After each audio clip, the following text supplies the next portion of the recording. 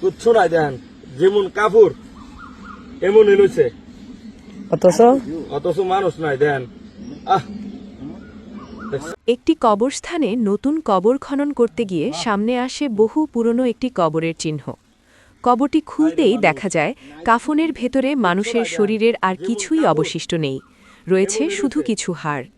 এই দৃশ্য দেখে উপস্থিত অনেকেই আবেগাপ্লুত হয়ে পড়েন।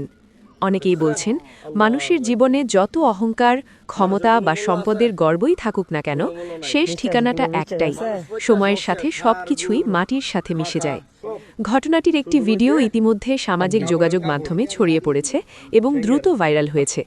ভিডিওটি দেখে অনেকেই জীবনের ক্ষণস্থায়িত্ব ও মৃত্যুর বাস্তবতা নিয়ে মন্তব্য করছেন। মানুষের কোনো মূল্য নাই, আর দুনিয়াতে মানুষ কত কি করে, একজনের জায়গা আরেকজনের দূরে দখল করে, কাটটা কাটা মারিয়া খাইতার বহি চিন্তা করে, কত না বাহাদুরি করে। এগুলা থাকতো না।